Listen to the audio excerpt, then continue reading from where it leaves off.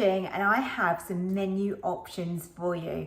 So if you're looking for ideas of what you could make for a starter, main course and a dessert using your Ninja Foodi, then I've got you covered. So menu 1 is what I'm showing you today, and that includes a starter of honey roasted peanut boursin, which is so easy to make. You can prepare it ahead of time, pop it in the air fryer, and then you've got your starter ready to go. For the main course for this menu, I have chosen my beef puff pastry pie, because again, you can make the filling ahead of time. It's so tender, it's so rich, it's absolutely delicious.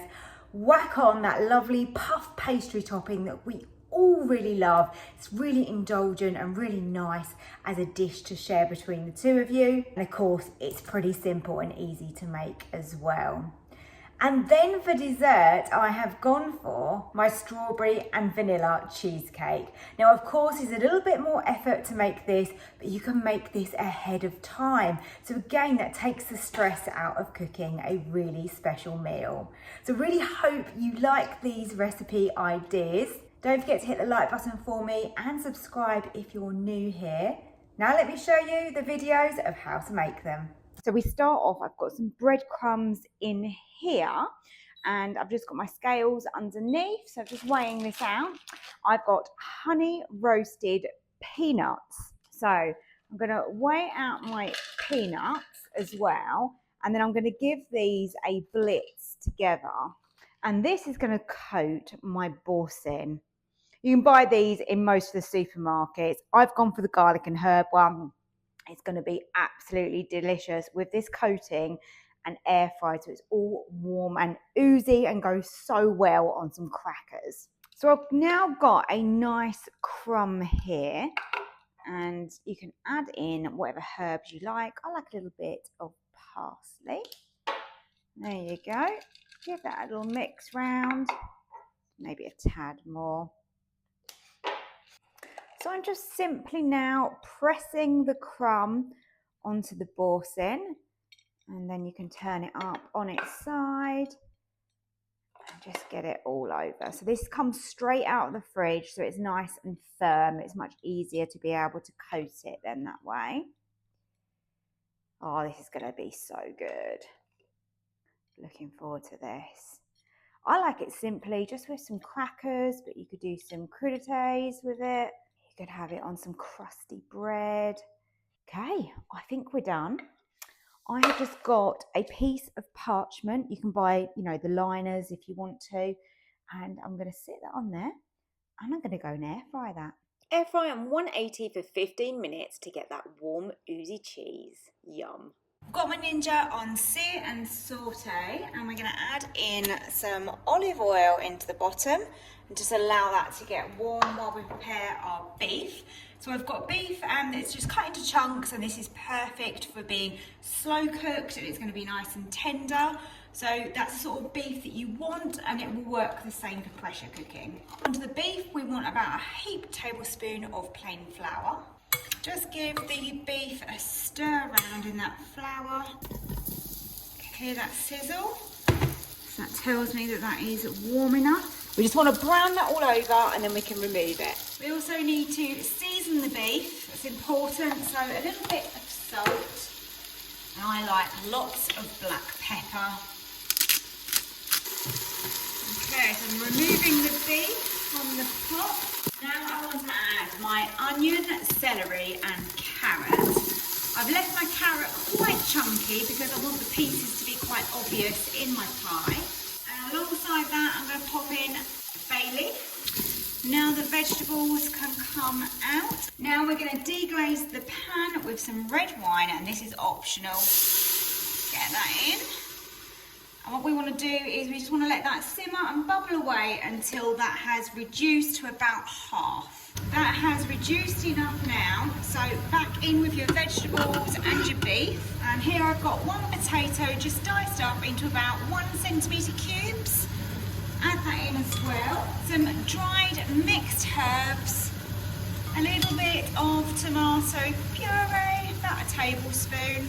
Then you want to add in some stock. I'm using a beef stock, and gravy mix actually that I had left over that I'd actually put in my freezer.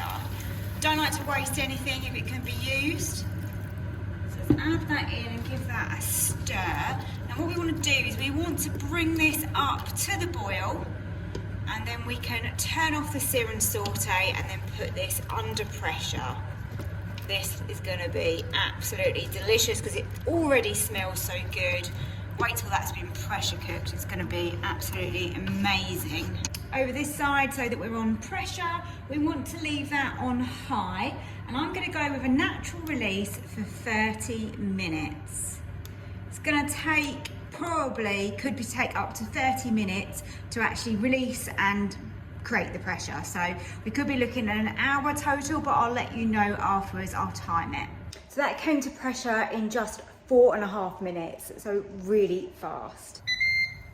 We've just finished pressure cooking. Now we've just got the natural release and we'll see how long it takes. So it took just under 13 minutes for that pressure to be released on natural release, which is brilliant.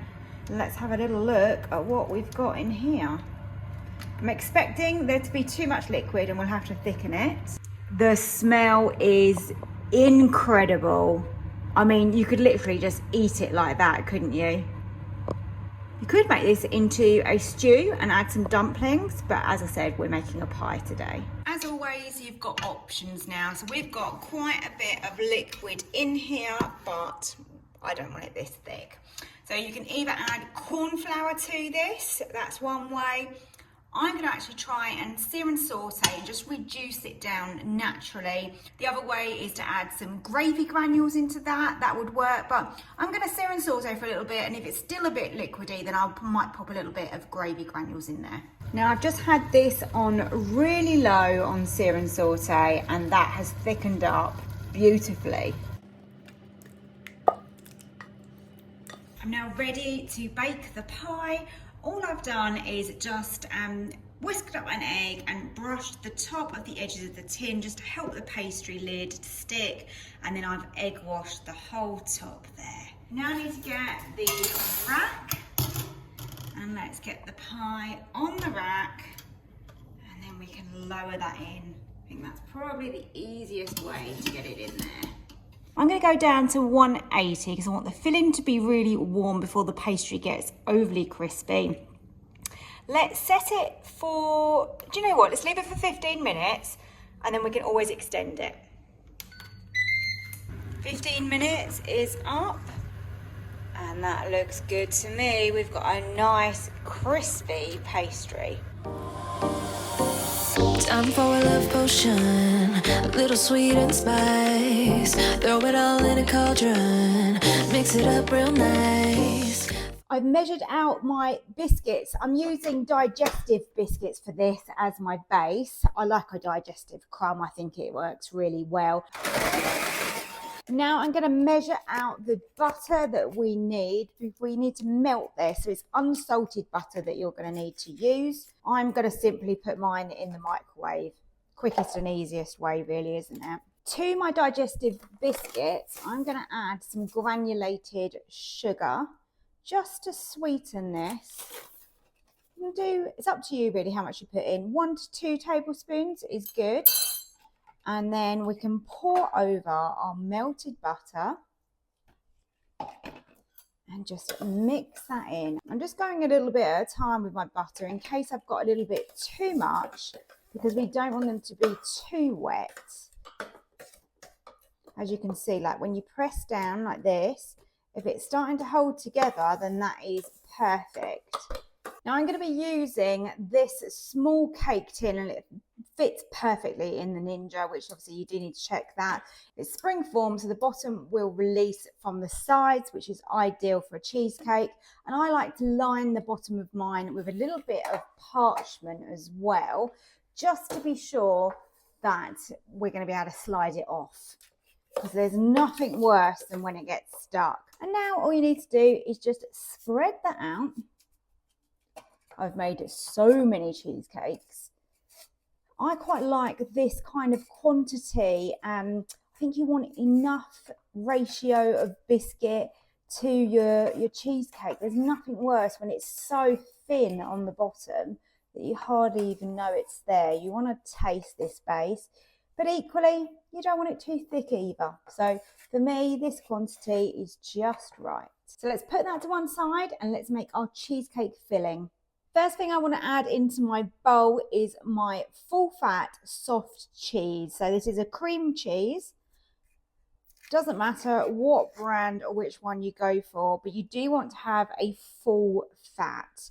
It's just to do with how it sets. I've tried using low fat ones before and it's just not the same. So I'm making this a day ahead. Now I've got some sour cream and we want to measure this out. So I've got my scales below, and then we want granulated sugar in here. We really want to sweeten this. Remember, there is a lot of cream cheese in here. And now you want to combine these three together. Little arm workout this is.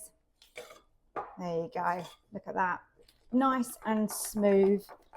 And they're all combined together. Perfect. Now the next stage is to add my eggs.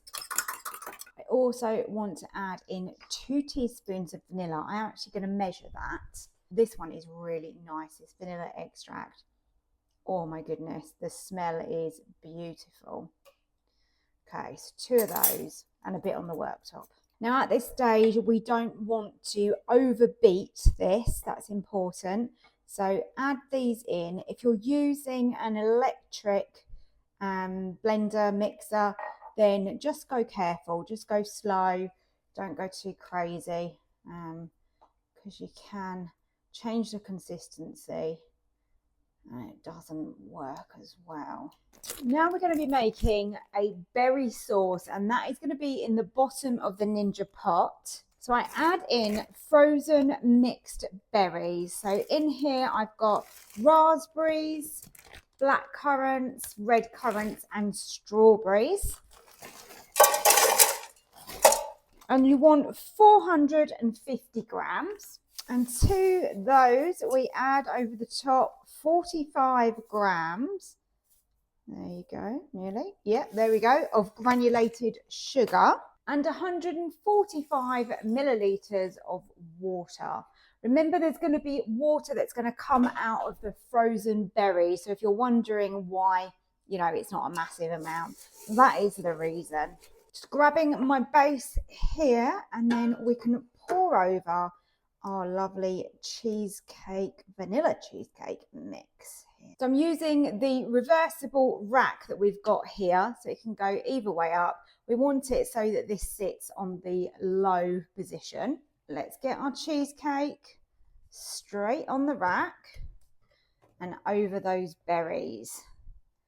Go careful.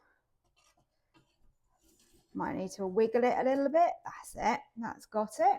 Okay, so we slide over to our combi steam in the center here, and we want to steam bake this. Now you want to have this on fairly low, on 120, and from when I've practiced this, it's taken 46 minutes. Yeah, I know, pretty precise, isn't it? So let's go up to 46, and when we press start, it will show pre, which means that it's preheating, and it can take some time. It can take really up to around 20 minutes, so don't worry, that's completely normal. Remember, you've got that frozen fruit in there. So let's go.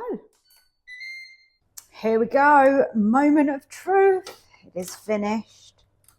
Whoa, there we go. Okay. So there is our gorgeous berry sauce. Look at that. Oh, that looks so nice. It smells just incredible. Let's move over to the cheesecake. Can you see how light the texture is on this? Look at that. It's sort of springy and spongy. Now it is a little bit wobbly in the middle, but that is how it is meant to be. So do not worry about that at all. Now I'm going to leave this on the rack to cool completely before we put it in the fridge. Same with this lovely fruit compote that we've got here, our fruity sauce. Leave that to cool as well. And then it's all going to go in the fridge, and we're going to assemble it tomorrow. So So I've just added the sauce to the top of the cheesecake, and that has gone nice and thick and firm where that's been in the fridge, so it's really easy to put that on the top. Now I'm going to cut up the strawberries and we're going to make it look even prettier.